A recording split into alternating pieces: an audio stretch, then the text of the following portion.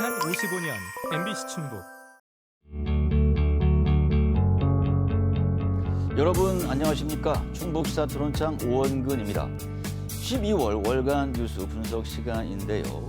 그동안 보도된 수많은 뉴스 가운데 좀 더 들여다보고 싶은 뉴스, 궁금한 뉴스를 선정해서 오피니언 리더들과 함께 구체적으로 짚어보고 현실적인 대안을 모색해 보겠습니다. 먼저 오늘 패널분들 소개해 드리겠습니다. 라미경서원대학교 휴머니티 교양대 교수 나오셨습니다. 안녕하십니까? 네, 박어롱 변호사 나오셨습니다. 안녕하십니까? 네, 연종영 뉴시스 충북 취재국장 나오셨습니다. 네, 안녕하세요. 최진아 전 충북 참여자치 시민연대 시민자치국장 나오셨습니다. 네, 반갑습니다. 그럼 월간 뉴스 분석 첫 번째 영상부터 보시겠습니다. 괴산군이 다음 달 모든 국민에게 1인당 50만 원의 지원금을 주기로 했습니다. 정부의 민생회복 소비 쿠폰 효과를 이어가 지역 경제에 활기를 불어넣겠다는 것입니다. 영동군도 1인당 50만 원 지원을 염두에 두고 관련 조례를 입법 예고했고 단양군 역시 1인당 20만 원 지원을 위한 조례를 의회에 제출했습니다. 보은군도 50만 원 지원금을 검토 중입니다. 특히 옥천군이 농어촌 기본소득 시범 지역으로 선정돼 내년부터 월 15만 원 기본소득을 받게 되면서 인근 시군들도 주민들을 의식해 지원책을 내놓는 것으로 보입니다. 이를 두고 내년 지방선거를 의식한 선심성 예산이라는 지적이 나옵니다. 이들 자치단체의 재정 자립도는 음성군만 22%로 20%를 넘을 뿐 대부분 10% 초반대에 머물고 있어 재정 건전성 우려도 커지고 있습니다. 돈의 많은 군 지역에서 현금성 지원에 적극 나서고 있는데요. 라 교수님, 이번 영상 어떻게 보셨습니까? 2026년부터 27년간 2년 정도의 이제 시범 사업을 선정하는 과정에서 10개 중에서 우리 도내 옥천군 이번에 포함이 됐죠. 예. 영상에서 나왔던 것처럼 기본적으로 제일 중요한 건 예산 문제가 들어가야 되는데 국비에서 지금 40%, 또 도비에서 30, 또 이제 군비에서 30%로 이제 구성이 됐습니다. 이 부분을 볼 때 이제 옥천군에서 이번에 선정이 됐지만 인근하고 있는 지역에서도 마찬가지로 이번에 냈다가 탈락한 그 지자체가 좀 있습니다. 아주 공교롭게도 내년 6월 그 민선 9기 이제 지방선거를 앞두고 나서 각각 단체장들이 이제 좀 이제 애가 타는 시점이 이제 돌아오게 됐죠. 예. 그렇다 보니까 실질적으로 이제 뭐 무능하다라고 하는 이런 부분에 어떤 낙인이 찍힐까 봐 구체적으로 여기는 선정에서는 탈락이 됐고 이제 그 민생 안전 지원금을 중심으로 해서 이제 이 조례를 만드는 과정들을 지금 여러 곳에서 영동에서 보은에서 지금 단양에서 하고 있습니다. 근데 실제 그 민생 안전 지원금 같은 경우에는 경기 침체라고 하는 것과 물가 상승 때문에 어려움을 겪고 있는 국민이나 또 이 소상공인을 지원하는 정책이기 때문에 전액을 이게 시군에서 담당을 해야 되거든요. 예. 그럴 경우에 저는 이 재정의 건전성 문제나 효율성 문제, 지속성 문제가 심히 걱정이 됩니다. 말씀하신 대로 이 불길이 확 번진 것이 옥천군이 기본소득 요 시범 지역에 포함되면서 추가 과정에서 우여곡절 끝에 선정되면서 이게 촉발이 된 것인데 불길이 확 번지듯이 그렇게 됐습니다. 그런데 그 즈음에 단체장들의 어떤 분위기 또 지방의회의 분위기를 제가 살펴봤는데 원치 않았습니다. 주변 이웃 지자체에서는 옥천군이 탈락하기를 사실 내심 원했다라는 겁니다. 왜냐하면 이런 일이 보였기 때문에 안 할 수 없는 이런 사정이 분명히 닥칠 것이다. 옥천군이 가가호호 만약에 4인 기족으로 할 때 예. 뭐 1년이면 거의 640만 원 정도 그리고 1년이면 뭐 1,300~1,400만 원씩 불로소득을 갖게 되는데 당신은 뭐 했어? 라는 이런 질책에 직면한다는 얘기죠. 그래서 차라리 이참에 충북 전체가 다 비켜놨으면 어떻을까 이런 소극적인 그런 행보를 사실 보이기도 했는데요. 중요한 건 뭐 추후 논의가 되겠지만 저는 과연 이게 기본소득의 어떤 시책 자체 이게 효과성이 분명히 있느냐라는 근원적인 질문을 좀 던지게 됩니다. 과연 이게 인구 증가를 견인하고 또 인구 유출을 억제할 수 있는 효과가 과연 있느냐? 저는 그렇지 않다고 보고요. 인구의 이동일 뿐이다, 결국엔. 그래서 아까운 재정만 낭비할 가능성도 있다. 저는 그렇게 일단 봅니다. 예. 박 변호사님은 어떻게 보십니까? 네, 그 말씀하신 부분도 이제 좀 정리해 보면 민생지원금 경쟁이 결국 기본소득 시범 사업의 파급력, 그리고 지역 간 형평성 논란, 인구 소멸 위기, 그리고 지방선거를 앞둔 정치적 계산이 모두 복합적으로 작용한 결과로 보입니다. 내년 이제 지방선거가 다가올수록 이런 현금 살포 경쟁이 더 격화될 수 있다는 점이 좀 우려가 많이 되는 부분이고요. 앞에서 이제 말씀하신 그런 문제점 외에도 모든 주민에게 똑같이 지급하는 어떤 그런 방식도 형평성과 효율성 측면에서 조금 생각을 해봐야 되지 않나 하는 생각이 듭니다. 그러니까 소득 기준이나 피해 계층 선별 없이 인구 전원에게 그리고 등록 외국인까지 이제 일괄 지급하다 보니까 이게 실제로 지원이 절실한 취약계층에게는 좀 많이 부족하고 재정이 열악한 지자체 입장에서는 굳이 세금을 투입하지 않아도 될 계층까지 세금을 쓰게 되는 이제 그런 문제들이 생기는데요. 지원금이 단기적인 소비 진작 효과를 낼 수는 있겠죠. 이제 그렇지만 민생 회복이라기보다는 우리 지자체도 뭔가 하고 있다. 그런 이제 행정 퍼포먼스에 더 가깝다는 비판이 지금 나오고 있는데 형평성도 중요하지만 지속성 그리고 단기 소비보다는 장기 구조를 개선하는 이제 그런 부분들을 좀 검토를 해봐야 할 것 같습니다. 네, 최진아 전 국장님. 사실은 지금 흐르고 있는 현금성 지원금이라는 게 사실 급조된 정책이라고 저는 생각합니다. 예. 사실은 지역의 상황을 좀 세밀하게 진단하고 설계된 정책이라기보다는 서로 의식하면서 따라가는 선택이고 뭐 경쟁적인 정책이다 보니까 주민들의 삶이 어떤지에 대한 사실은 근본적인 내용들이 이 정책 안에는 담겨져 있지 않다라는 한계가 있다고 생각이 들고요. 주민들이 원하는 거는 일회성 지원, 단순한 현금 지원은 전 아닐 거라고 생각합니다. 다양한 군정, 시정의 상황들을 보면서 이 지역에 계속 살 수 있겠다라고 느끼는 안정감이 더 중요하다고 생각이 드는데요. 단순한 이 현금성 지원만으로는 주민들이 그러한 의식을 느끼기에는 다소 부족하지 않을까. 조금 더 앞서 이야기해 주신 것처럼 장기적인 정책과 고민들이 저는 좀 후행되어야 된다고 생각합니다. 네, 민생지원금은 전액 지자체 예산을 써야 하는데요. 재정 자립도가 10% 안팎인 군 지역에서 수백억 원 규모의 민생지원금을 지급하는 것이 침체된 지역 경제를 살리기 위한 불가피한 조치라고 볼 수 있을까요? 근본적인 질문을 또 한번 해야 될 것 같은데요. 예. 민생 지원금을 지금 지급해야 될 시점인가라고 하는 거에 대한 이 근원적인 질문을 한번 해보자라고 하는 거죠. 가령 예를 들어서 코로나19 시기에 그때 있었던 거 혹은 뭐 외환 위기 시기에 아니면 또 우리가 예측 못하는 엄청난 재난이 왔다라고 한다면은 민생 지원금이 반드시 정책적으로 입안이 돼서 이 시행이 돼야 되는데 지금 2025년 전반을 둘러봤었을 때 이게 어디 가능한 부분이겠는가. 예. 이게 저는 국정 운영부터 시작해서 이게 기본적인 촉발을 했고 또 이게 인근하고 있는 이 충남 청양에 이 선정이 됐었던 충남도의 인터뷰를 잠깐 보니까 굉장히 고심을 많이 했더라고요. 마찬가지로 충북도에서도 이 김영환 지사께서 이 문제를 고민을 많이 했었을 텐데 예. 국가적인 차원에서 도적인 차원에서 기초로 들어갈 이 문제를 국가에서 촉발시키고 있는 건 아닌가 싶은 생각을 하나 또 짚고요. 또 하나는 이게 기본적으로 옥천 한 군데 이제 시작이 됐습니다만은 이 괴산과 단양, 본, 영동도 이제 인급해서 아까 말씀하셨던 것처럼 좀 더 많이 이게 지급해 주고 싶잖아요.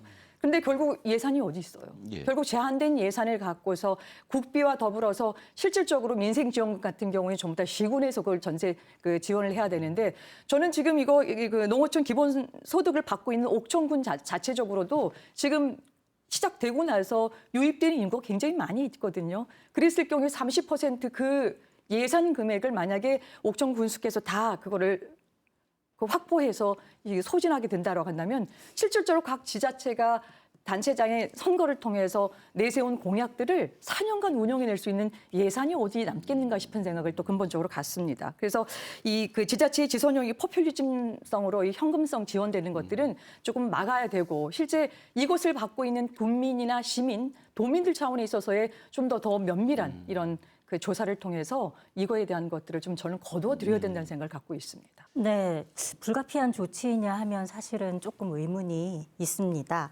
지금 조금 구체적으로 보면 인구 3만 5천여 명인 괴산군의 경우에 지금 지원금 예산만 180억 원에 달하는 상황이고 단양군 역시 54억 원의 군비를 쏟아부을 예정이고요. 보훈군이 편성한 지원금 188억 원은 지금 보훈군의 연간 지방세 수입 약 260억 원의 70%에 육박하는 좀 큰 규모입니다. 예. 지금 보면은 근데 재정 자립도가 보훈군 같은 경우에는 9.6%, 괴산군 10.7%, 영동군 10.3%, 단양군 11.2% 등으로 전국 군 단위 평균인 17.3%에 한참 못 미치는 그런 수준이거든요. 지금 자체 수입으로는 공무원 월급 주기도 이제 빠듯한 그런 상황인데 과연 이 조치가 침체된 지역 경제를 살릴 수 있을지도 문제지만 그럴 수 있는 상황인지 당장 주머니 사정이 문제다 생각이 됩니다. 옥천군을 실제로 이렇게 취재를 해봤더니 각 부서별로 한 30여 개 부서가 됩니다. 지역별로 쥐어짤 수 있는 예산들을 한번 다 가져와 봐 이겁니다. 그래서 이것저것 가지를 쳐내기 시작해요. 그리고 마른 수건 짜냅니다. 그러다 보니까 저는 이른바 치킨 게임이라는 어느 언론 표현도 있었습니다만은 상당히 센 표현이지만 그래도 적확하다 저는 그렇게 보는데 옥천군 같은 경우에 이 270억을 계상을 해야 됩니다. 해도 안 되니까 지금 어떻게 하냐면 지방채를 발행하는 겁니다. 결국은 지방채 발행 그 로드맵으로 지금 벌써 들어갔고요. 절차에 착수했는데 100억 규모입니다. 이 지자체의 재정 바닥나는 수준이고요. 우리는 할 수 있다라는 게 사실 할 수 있다는 게 기금이 많거나 지금 보훈군 같은 경우에 재정 자립도가 낮은데도 불구하고 여기는 통합재정 안정화기금이 상당히 많습니다. 거의 960억 가까이 일단 쌓아놓고 있어서 청사 짓는 거 뒤로 미루더라도 일단 풀자. 이러니까 좀 덜 욕먹는 상황인데 문제는 옥천군 같은 경우에 90억 원밖에 안 돼요. 코끼리 비스켓 아닙니까? 그러다 보니까 이제 지방채를 발행할 수밖에 없는 거고요. 저는 그래도 긍정적인 거 하나만 보자면 일시적이나마 지역 경제에 미미하지만 효과는 분명히 있을 거지만 그거 외에도 이 지방 재정을 쥐어짜면서 선심성 예산들, 각종 중복되는 사업들을 이참에 정리할 수 있겠구나. 일종의 다이어트는 할 수 있겠구나라는 그런 그 우픈 예, 그런 판단은 좀 할 수 있을 것 같습니다. 이 현금성 지원, 이야기하신 것처럼 보훈군처럼 기금이 있다, 그리고 예산이 있다라고 하는 지역도 있지만 지속 가능성의 문제에 대해서 고민했을 때는 저는 그다지 길지 않다라고 생각이 들고요. 지금 준비된 예산이 있다라고 아무리 이야기해도 지금의 이 상황은 이벤트성에 급조된 정책을 넘어서는 어떠한 것을 보여주는 지역은 저는 한 곳도 없다라고 생각이 듭니다. 이 문제에 대해서 한 번 주고 나면 그 다음엔 지난번에도 줬는데 이번에도 가능한 것 아니냐라는 주민들의 요구가 이어지는 것은 너무나 당연한 거고요. 그럴 때마다 그때는 됐고 지금은 안 되는 이유를 지자체가 어떻게 설명할 수 있을지에 대한 고민 현재로서는 전혀 하고 있지 않을 거라고 생각합니다. 이 경쟁적인 현금성 지원 앞으로 우려되는 점 어떤 것이 있는지 말씀을 좀 해주시기 바랍니다. 저는 이제 앞서 다 말씀하셨던 것처럼 이게 지방 재정의 건전성 훼손 문제를 가장 또 크게 꼽을 수밖에 없는데요. 지방 자체적으로 해서 이렇게 선심성으로 경쟁적으로 이렇게 풀어냈었을 때 그런 그 재정이 좀 훼손되는 부분들, 결국 지방의 재정을 훼손이 되게 되면은 정부 또한 마찬가지로 이게 떨어뜨릴 수밖에 없는 그런 구조가 지금 되어 있지 않습니까? 그래서 예. 지난번에 이제 그 기획재정부가 발표한 2025년에서 29년도 이 중기 재정 운영 계획을 보니까요, 우리나라 국가 채무가율이 굉장히 높습니다. 지금 현재 내년 2026년도에 이 1,400조가 지금 된다고 하는데요. 보통은 이제 GDP 대비해서 국가 그 채무율을 비교해 봤었을 때 올해가 49.1%고요. 이대로 지금 계속 올라가게 되면은 29년도에는 58% 정도 됩니다. 예. 이 비율의 효과는 어떻게 비교해 볼 수 있냐면 이 IMF에서 53.4%를 경고의 수준으로 좀 보고 있습니다. 그런 차원에서 저는 그런 것들의 뇌관을 좀 건드리고 있는 부분이 아닐까 싶은 생각을 갖고요. 두 번째 걱정이 되는 부분들은요. 실제 이렇게 이 그 시범 사업에서 이 소득을 받게 되는 옥천 군민들의 또 인터뷰 과정도 쭉 살펴보게 되니까요.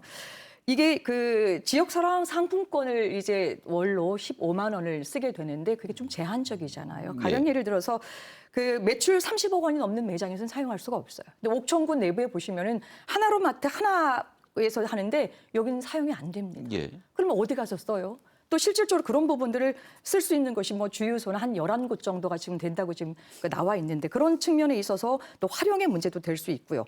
또 단순히 또 옥천뿐만 아니라 인근하고 있는 지역 주민들, 우리가 행정의 경계를 치고 군계 시계를 치고서 옆에 있는 주민들은 밀접하게 될 수 있잖아요. 저기는 받는데 못 받아. 상대적인 박탈감들을 어떻게 해소해 나갈 것이냐. 그게 직접적으로 표와 연결되는 내년 지자체 선거와 연관이 되어 있기 때문에 저는 이것이 심각하게 고려해야 될 것 같습니다. 저 교수님께서 우려하신 부분, 옥천군의 예를 들어주셨는데 그래서 이 상품권을 받는데 어디는 선불카드로 받고 어느 군은 이 상품권으로 받습니다. 이 지류형 상품권을 받는데 시골에서 쓸 수가 없으니 또 노약자 같은 경우에 쓸 수가 없으니 어떻게 하느냐면 그래서 혹시 깡을 하는 업자가 탄생하지 않을까 이런 우려가 하나가 있고요. 그다음에 지금 전입자가 상당히 많이 늘었습니다. 옥천군 같은 경우에. 예. 최근 통계를 제가 따져보지 않았지만 사흘간에 한 300명 정도, 매일 100명 정도가 들어왔어요. 그런데 놀랍게도 이 발표돼 있는 그러니까 12월 2일 자정쯤에 요 예산안이 통과됐는데 1일부터도 이미 전입자가 발생을 하고 있었어요. 아주 이례적인 거죠. 근데 어디서 오느냐? 대부분 대전에서 예. 그리고 인근 영동 보은에서 갑니다. 또 경상도 상주나 무주 이런 쪽에서도 일부 오긴 하겠죠. 물론 정확히 분석한 건 아닙니다만 결국은 이 사업이 인구 증가를 견인하는 게 아니고 인구의 이동을 견인하는 그런 효과에 머물 가능성이 매우 높고요. 또 하나는 이 위장 전입자를 말씀을 드렸는데 실제 일선에서 담당하는 공무원들, 주민등록 관련 공무원들을 보면 위장 전입자를 잡아내기가 상당히 어렵고 확증하기가 어렵다. 그리고 처벌하기도 굉장히 어렵다. 난해하다. 이런 얘기를 합니다. 그러니까 이걸 어떻게 사실 막을 수 없는 얘기고요. 또 우리 최 국장님께서 이 지속성 얘기를 했는데 저희 궁금한 것이 이 복지 서비스 특히 현금성 복지 같은 경우에 영속성이 있느냐 지속성이 있느냐 굉장히 중요한데 이거 단타로 끝날 가능성이 매우 높다라는 얘기죠. 특히나 네. 옥천군 같은 경우에도 2년 동안 시범 사업하는 거고 그 다음에 본 사업 대상지가 될지 안 될지도 아직 불확실한 거란 말입니다. 그렇다면 이걸 기대하고 전입한 인구는 어떻게 되죠? 다시 돌아가나요? 그러니까 이런 복합적인 문제들이 생각지도 않은 여러 곳에서 탄생할 가능성이 높다고 봅니다. 키워드로 표현하자면 저는 조급함이라고 생각합니다. 누가 조급하느냐? 결국 자치단체장, 군수, 시장분들이 아마 내년 지방선거 앞두고 가장 조급함에 앞다투어 이러한 경쟁적으로 정책들을 시행하고 계시다라고 생각이 드는데요. 충북 지역 자치단체의 재정 자립도, 재정 자주도 말씀해 주신 것처럼 결코 낙관적이지 않습니다. 10% 이하 이거나 아니면 전국 평균 이하인 경우가 대부분인데 이런 상황이라면 이렇게 지원금을 결정하는 정책에 있어서 굉장히 더 많은 고민과 앞으로의 전망들이 있어야 하는데 그런 것들이 좀 빠져 있다 생각이 들고요. 또 하나는 주민들의 평가도 그다지 낙관적이지만은 긍정적이지만은 않다라는 지점입니다. 보면은 현금성 지원 받으면 무조건 긍정적으로 평가할 것 같지만 실제 많은 인터넷 게시판이나 이런 데 보면 이렇게 주고 또 얼마나 세금을 걷어갈 것이냐 이런 조삼모사 아니냐 결국 이러한 판단들을 하고 있습니다. 더 이상 주민들도 현금 지원해주면 아이고 좋다가 아니라 내년 지방선거 앞두고 왜 이렇게 조급한 정책들이 시행되고 있는지 이것들이 이후 주민들에게 어떠한 결과로 돌아올지에 대한 고민까지를 함께 하고 있음에도 불구하고 오히려 자치단체들은 이러한 고민들을 하지 못하고 있는 오히려 그러한 좀 우스운 모양새가 돼버린 것 같다라는 생각이 듭니다. 예, 이런 현금 지원을 왜 하게 됐느냐라는 질문으로 다시 돌아가 보면 지방 소멸 대응하기 위해서지 않습니까? 예. 그런데 이제 앞서 이렇게 말씀하신 그런 문제들인데 지원금이 지원금 때문에 주소를 잠시 옮길 수도 있는 거고 그럼 또 곧바로 다른 지역으로 또 이동하고 옆 동네가 더 지원금을 더 많이 주면 또 이동할 수도 있는 거고 이런 상황들인 거잖아요. 결국 돌려막기인데 이렇게 되면은 장기적인 정주 인구 확대로 이어지지 못하는 것은 물론이고 그런 상황에서 지금 재정 건전성을 흐리면서 계속 출혈설 경쟁만 하게 된다는 말이죠. 그러니까 이런 부분에 대해서 좀 장기적이고 근본적인 고민이 좀 필요할 것 같습니다.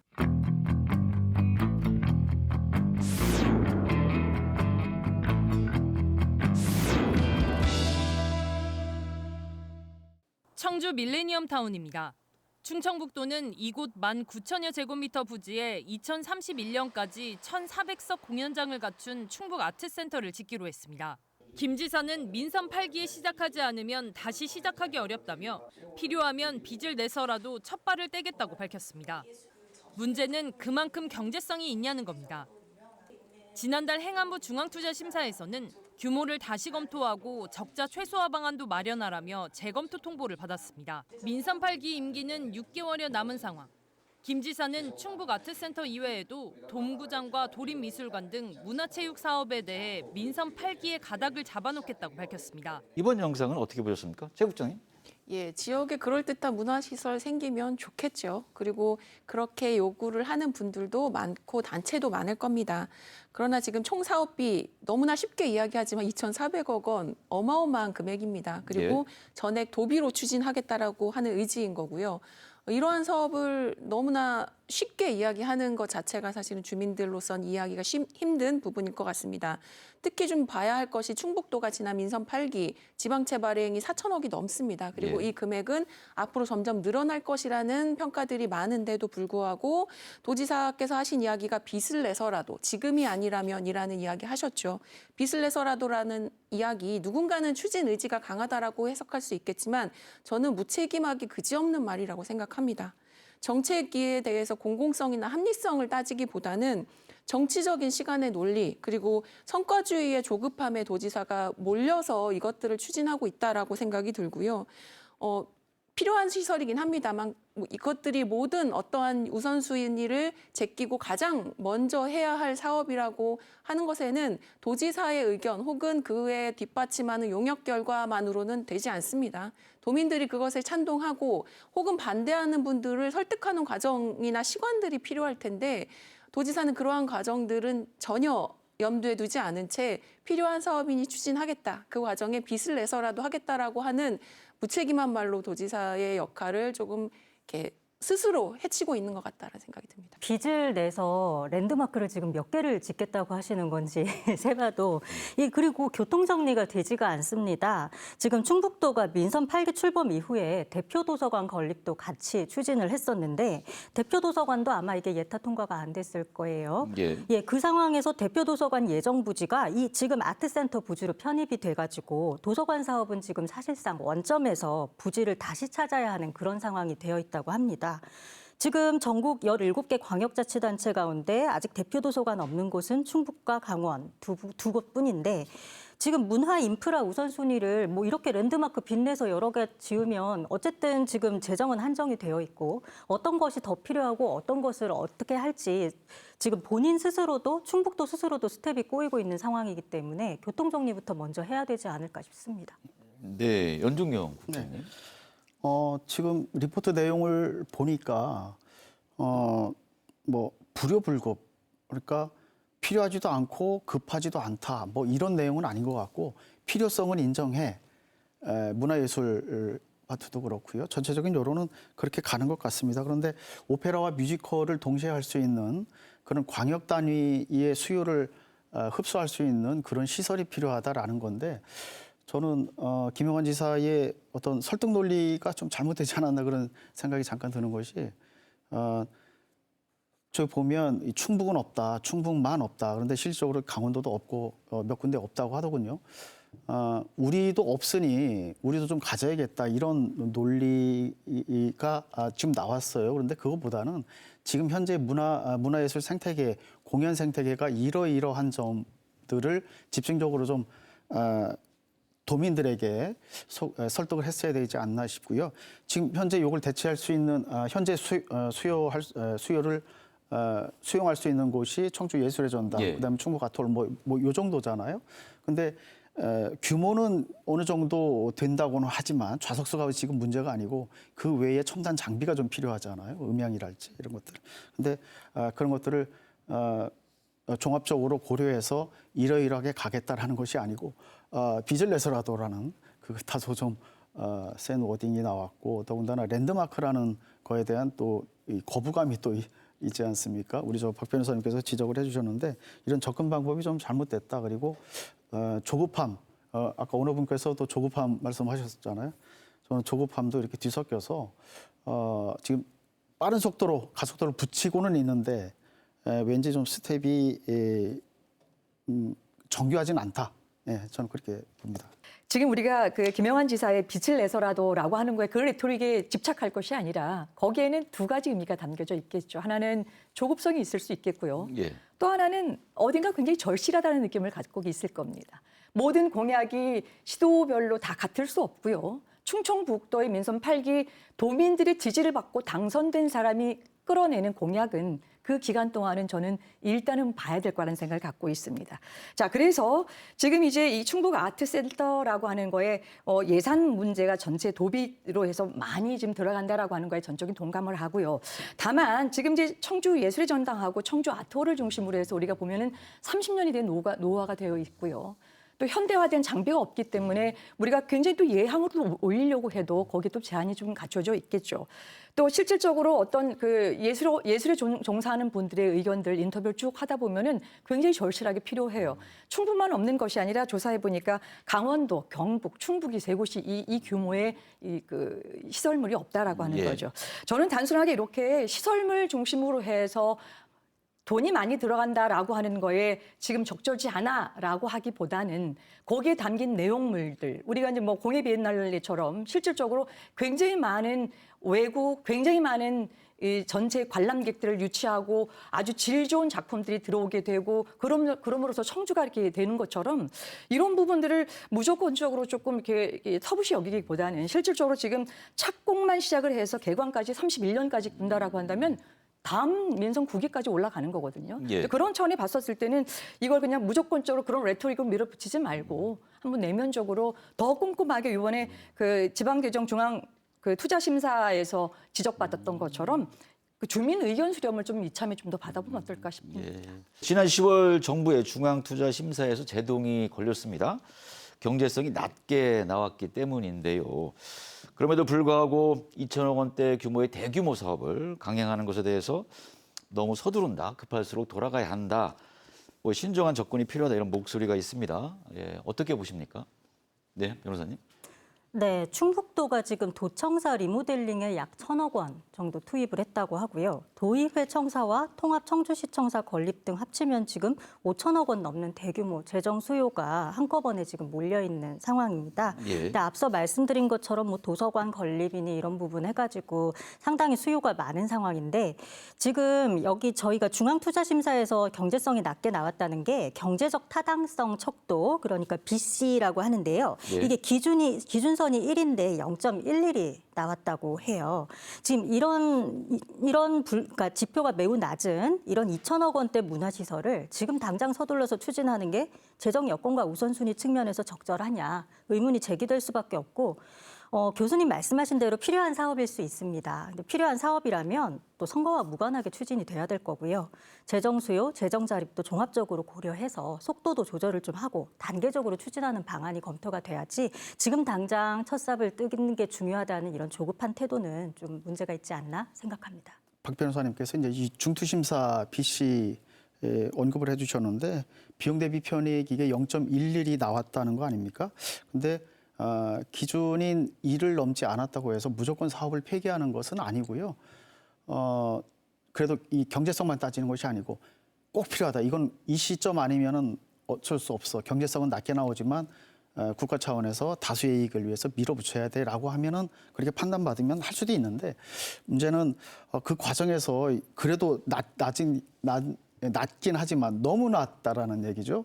그러면 과연 무엇일까 어떤 기술적인 게 좀 부족했지 않았나 뭐 이런 생각도 드는데 이 공연 시설의 비중 그러니까 전체적으로 차지하는 비중을 너무 높게 잡은 것 아니겠느냐 뭐 이런 것들 그다음에 다수의 도민 그리고 이웃 그러니까 타 시도의 이 수요를 끌어들일 수 있는 그런 부분을 어필하지 못한 건 아닌지 그 점을 한번 좀 봐야 될 것 같습니다. 제가 볼 때는 글쎄요, 전체적으로는 필요한 사업이긴 하지만 왠지 좀 조급성이 있어서 그래서 0.11이나 나올 일인가라는 그런 생각도 좀 듭니다. 문화시설이 필요하다는 요구 자체는 굉장히 존중받아야 된다고 생각합니다. 그러나 그 뒤에 붙는 신중함이 저는 더 중요하다고 생각이 드는데요.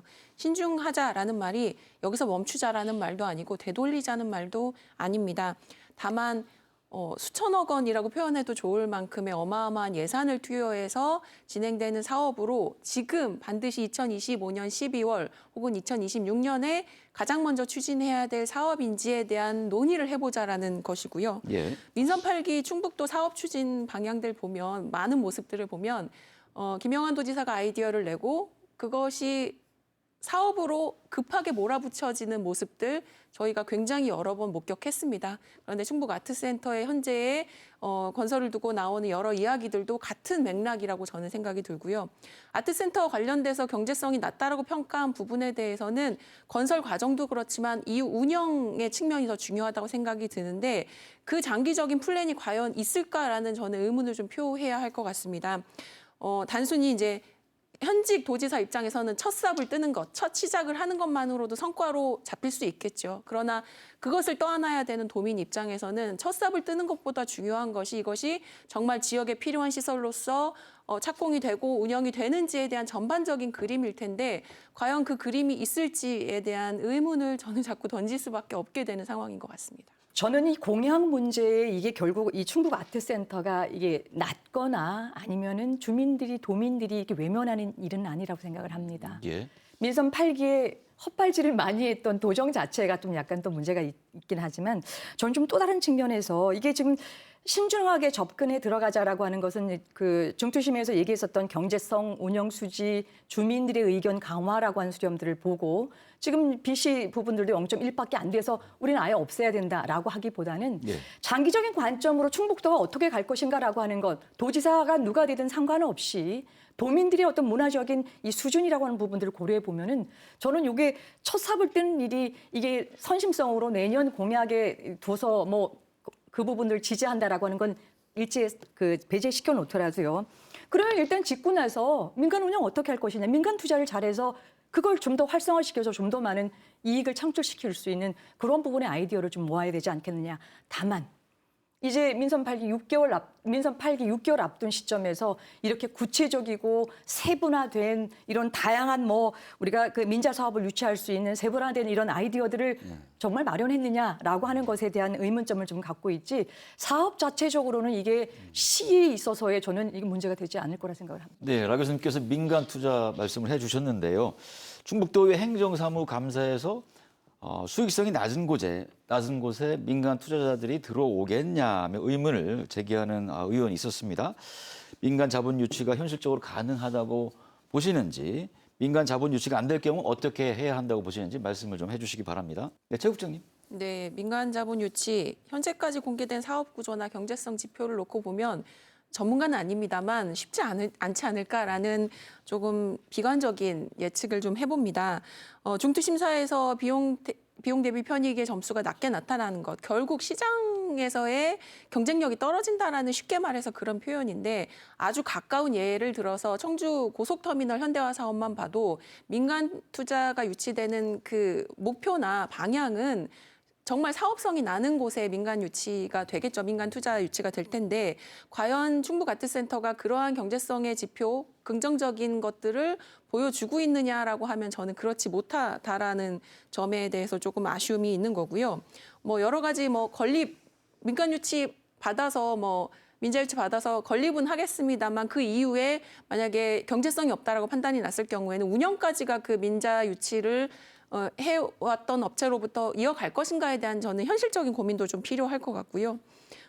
만약에 민자 유치가 어렵다라면 어려운 대로 도비로 도 차원에서 운영할 수 있는 대안 같은 것들도 현재로서는 좀 이루어져야 할 것 같은데 도의회에서의 담당 국장의 답변들을 보면 민자 유치 위해서 노력하겠다라고 이야기했습니다. 이거는 너무 교과서적인 답변인 거고요. 현재로서는 민자 유치를 위한 어떠한 구체적인 뭐 비전이나 혹은 접촉이 없다라는 말과 저는 같다라고 생각합니다. 그렇다면 민자 유치에 기댈 것이 아니라 도 차원에서 이것들을 자력으로 운영할 수 있는 또 다른 뭐 플랜 B가 됐든 플랜 C가 됐든 이러한 다양한 고민들이 저는 함께 이루어져야 할 것 같고요.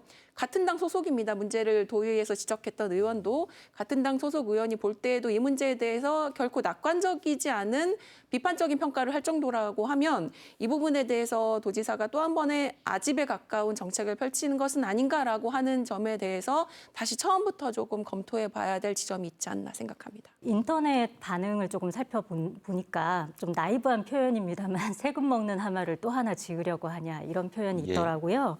그 수익성이 낮은 공공문화시설에 민간 자본을 이제 끌어들이겠다라고 하신다면 계획이 구체적인 어떤 그런 수익 모델이라든지 체계적인 이런 계획이 있어야 되는데 지금 국장님 이렇게 말씀하신 것처럼 지금 그런 것이 없는 상황인 거잖아요.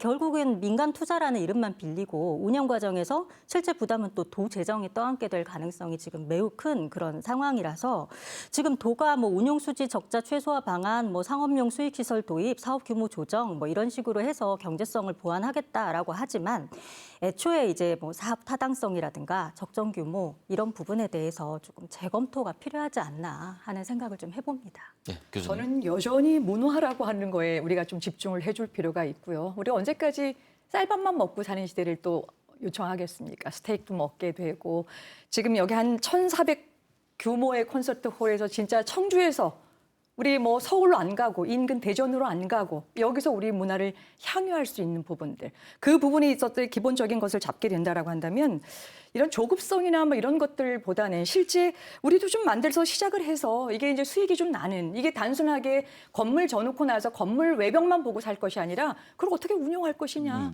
또 들어서 어떻게 그거를 민자 유치시킬 것이냐 또 그런 데다가 청주 창의성의 공예라고 하는 부분들이 또 하나 외지의 사람들을 끌어들일 수 있는 그 시너지가 있으면 연계시켜서 할 수 있는 그런 포스트를 만들어 놓게 되면은 이게 단순 맨땅에 해당하는 식의 하나의 부분이 아니라 이렇게 되어 있는 거점을 만들어서 우리는 또 다르게 문화의 어떤 그런 부흥, 문화 시너지 효과들을 낼 수 있는 부분들도 우리가 그것도 완전 싹을 조금 내리지 말고 현실적인 측면들 분명히 이제 이 점검하고 가야 되겠습니다만은 어느 것들이 씨앗을 좀 뿌려놔야 될 부분들인데 이번 참에 그 부분들을 조금 더 세심하게 좀 고민해 볼 필요가 있겠습니다.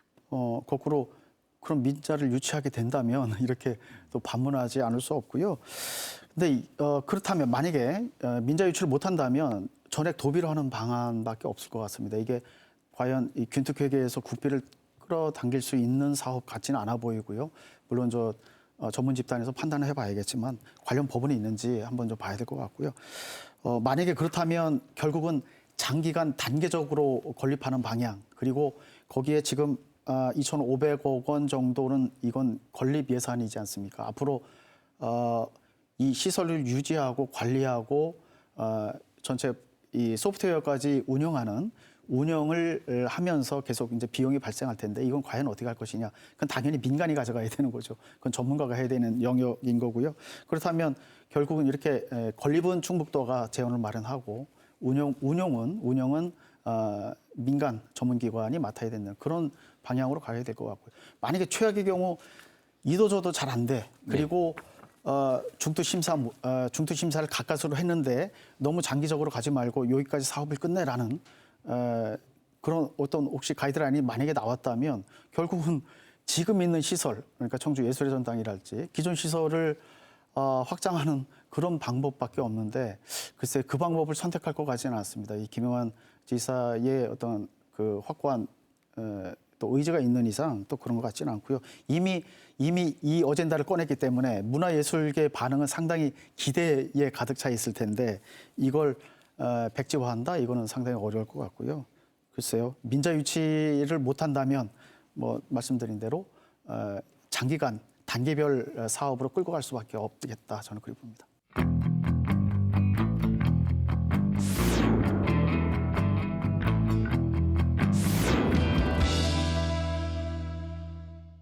지난 10월 청주시가 학교 급식에 납품할 축산물 공급업체를 선정하기 위해 낸 입찰 공고입니다.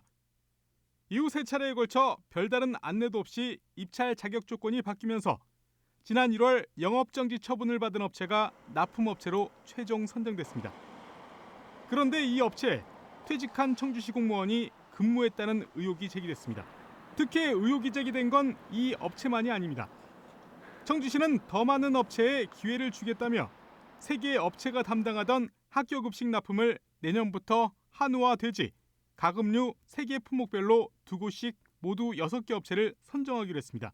이 업체 역시 전직 청주시 간부 공무원이 근무한 사실이 확인됐는데 번거로운 가금류 납품을 빼고 수익성이 높은 한우와 돼지 물량을 몰아줬다는 의혹이 동종업계에서 제기됐습니다.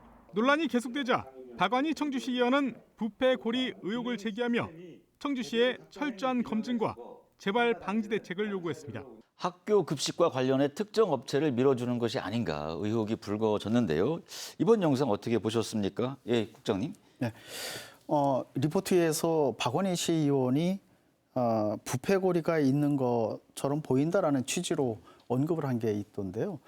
저도 그렇게 보입니다. 예. 이 영상만 보면 충분히 납득할 만한 것이 이 축산물을 공급해야 되는 업체를 봤더니 이 업체에 유리하게 공고 내용이 3번이나 바뀌었다는 것 아닙니까? 그중에 두 번째는 첫 번째 공고 내용에 6시간 후에 갑자기 바꿨다는 거고 공고 내용을 변경을 했으면 재공고를 하든지 예. 그리고 다시 재공고를 했으면 1차 재공고, 2차 재공고 이렇게 다시 개시를 했어야 되는데 그것까지 했는지는 의문이고요. 그리고 공고 내용을 변경했으면 어떤 점을 변경했는데 여기 보니까 전체 그렇게 참여 자격을 제한한 것 같아요. 그리고 완화한 거죠. 전체적으로는 조 업체도 들어오게 만들어졌다는 얘기 아닙니까? 그러면 왜 그랬는지에 대한 언급이 반드시 공고문에 들어가 있어야죠. 그게 좀 빠진 것 같습니다. 그래서 여러모로 보면 글쎄 이제 이게 누가 공고 변경을 제안했는지 공직 내부였는지 아니면 외부에서 업체 측의 요구였는지 그걸 좀 어렵겠지만 좀 따져봐야 되고요. 그다음에 변경 공고 전후의 사정 그러니까 참여업체 수가 어떻게 바뀌었는지 그것도 좀 봐야 되고 그다음에 공고 변경을 위해서 통해서 누가 과연 이익을 받는지 그걸 좀 살펴봐야 될 일인데 자체 감사를 한다고 하니까 글쎄요 그런 점이 다 밝혀질 것 같지는 않아 보입니다. 이번 일은 뭐 행정의 중립성과 공정성의 문제를 우리가 또 제기해봐야 되겠죠. 예. 어떤 일이든 또 어떤 과정이든 이렇게 공정성이 빠지게 되면 그 기관, 그 단체의 신뢰성이 잃게 돼 있습니다. 더군다나 이제 가장 안전해야 될 급식 문제에서 예. 이런 문제가 발생했다라고 하는 것 그리고 아까 이제 국장님 말씀하셨습니다마는 이게 1년에서 6개월로 단축한 것들, 재공고를 내면서 공지하지 않은 것들, 그러면서 첨부 파일만 바뀌어 나가는 것들, 그것도 시간적인 부분들 충분히 이 업체들이 여기에 들어올 업체들이 인지하지 못하게 만들었다라고 하는 부분들이죠. 그래서 저는 이 부분들은 아주 단호하게 이 청주시 담당자들의 이 엄정 처벌을 해줘야지만이 다시 반복하지 않게 이런 것들을 조치를 취해야 될 것 같습니다. 예. 네, 최진애 국장님. 예, 특정 업체를 배려한 것 아니냐라는 의혹만으로도 굉장히 저는 치명적인 자치단체로서는 행정에 흠집을 얻은 일이라고 생각합니다. 그런데 여기에 퇴직 공무원들까지 연결이 된 의혹까지 추가로 제기됐다라는 것은 굉장히 심각한 문제라고 생각하고요. 교수님 말씀해 주신 것처럼 학교 급식 굉장히 아이들의 먹거리를 취급하는 문제인 만큼 신뢰받는 행정이 가장 빛나야 할 지점임에도 불구하고 이러한 의혹이 제기되었다는 것만으로도 저는 청주시 행정에 굉장히 문제 있는 상황들을 그대로 보여주는 거라고 생각이 듭니다. 또 하나는 청주시 공공급식지원센터 불과 문을 연 지 얼마 되지 않았습니다. 그리고 내년도 사업을 이제 준비하는 단계인데도 불구하고 이러한 문제가 노출이 되었다라는 건 좀 심각한 문제인 것 같고요. 결국 이제 뭐 특정 업체, 뭐 특정 공무원의 개인적 일탈이라기보다는 이것들을 전반적으로 관리하지 못한 청주시의 공직기강 문제하고도 저는 좀 연결이 된다고 생각하는데 특히 청주시는 꿀잼 도시 사업 관련해서 경찰 고발 들어가 있고요. 예. 관련된 수사가 진행 중에 있기도 합니다. 그런데 이번 문제 같은 맥락이라고 저는 생각하고요. 이러한 일이 반복되지 않도록 해야 한다라는 이야기 저희 굉장히 여러 번 하고 있지만 조금 더 나아지지 않는 똑같은 모습으로 이러한 행태들이 반복되고 있다라는 지점에 대해서는 굉장히 좀 유감을 표하는 부분인 것 같습니다. 네, 박 변호사님. 네, 앞에서 말씀해 주셨지만 지금 사실 의혹이 상당히 신빙성이 있는 것이 먼저 형식적인 면에서 공고번호를 변경하지 않고 같은 공고번호로 아까 교수님 말씀하신 것처럼 첨부 파일만 바꾸고 제대로 공지도 하지 않았습니다. 그러니까 물론 올렸죠. 첨부 파일 바뀐 공고를 공고번호 동일하게 올리긴 했지만 사실 무엇이 바뀌었으면 무엇이 바뀌었는지 그리고 이제 대상 업체들이 제대로 알 수 있게 해줘야 되는데 그런 부분이 전혀 되지 않았던 것 같고요.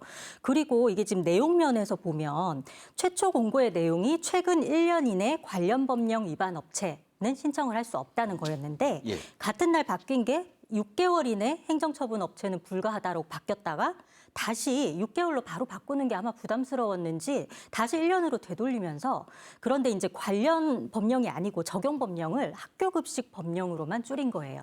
그래서 축산물위생관리법 등 핵심 위생법령 제외가 된 거고 결국은 이제 그 1년 이내에 축산물위생관리법령을 이제 위반한 업체가 결국 선정이 되었던 것인데요. 지금 여기에 대해서 지금 청주시가 뭐라고 해명을 했냐면 기회를 주기 위해 공고를 조정했다라고 해명을 했는데 지금 공정성과 중립성이 생명을 입찰해서 개별 업체한테 기회를 주려고 조건을 바꿨다? 오히려 행정의 신뢰를 스스로 무너뜨리는 발언이 아닌가 싶습니다. 네, 학교 급식은 우리 아이들이 생명과 건강과 직결되는 문제인 만큼 보다 공정하고 투명한 관리가 필요해 보입니다. 이번과 같은 잘못된 관행을 근절하기 위해서 앞으로 어떤 개선책이 필요하다고 보십니까? 지금 이제 이 공공급식 지원센터를 운영을 해서 300여 곳이 충북 도민의 학생들이 잘 먹고 또 농사를 짓는 분들이 서로 윈윈하자고 지금 만들어진 이 지금에 발생됐기 때문에 굉장히 조금 안타깝고요. 그래서 강력하게 두 가지를 제안합니다. 하나는 원 스트라이크 아웃 제도를 도입해서 그냥 학교 급식에 관련된 부분들은 다시 재생할 수 없게끔 아주 엄벌을 취하는 거 하나 하고요. 두 번째로는 옴부즈만 제도를 좀 운영해서 급식 관련 비리나 아니면 여기 어떤 그 또 다른 꼼꼼이를 좀 하고 있는 그런 업체 이런 제보들을 받을 수 있는 이런 옴부즈만 제도 두 가지를 제안합니다. 이 문제 좀 근절하기 위해서 저희는 이제 시민단체에서는 정보 공개가 아주 중요하다라는 이야기 강조드리고 있는데요. 이 학교 급식 문제 관련해 있어서도 이 정보 공개라는 게 일회성이 아니라 상시적인 공개 시스템으로 조금 자리 잡아야 된다라는 지점에 대해서는 좀 이야기를 드리고 싶습니다. 입찰 공고 그리고 이 입찰 공고가 변경되면 왜 변경됐는지에 대한 사유는 물론이고요. 그 입찰을 받은 이제 업체가 왜 선정됐는지 그리고 이후 계약 체결 이후에 어떠한 과정을 통해서 납품 관리가 이루어지는지까지의 전 과정이 전문가 학교 급식은 굉장히 이해관계자가 많은 것으로 알고 있습니다. 그런 그 이해관계자들끼리 전문가들끼리 통하는 것이 아니라 학생, 학부모 누구나 볼 수 있도록 하는 쉬운 언어, 쉬운 내용으로 상시적으로 확인할 수 있도록 하는 시스템이 좀 마련되어야 그나마 이것들이 공개되고 투명하게 되지 않으면 안 된다라고 하는 인식이 조금 자리 잡을 수 있지 않을까 생각합니다. 네, 오늘 함께 해주신 네 분 고맙습니다. 지역민의 관심을 끌었던 뉴스를 선정해서 오피니언 리더들과 함께 풀어본 월간 뉴스 분석. 지역의 문제를 깊이 들여다보고 현실적인 대안을 찾기 위해 더욱 노력하겠습니다. 충북 시사토론창 12월 월간 뉴스 분석 여기서 마칩니다. 시청해주신 여러분 고맙습니다.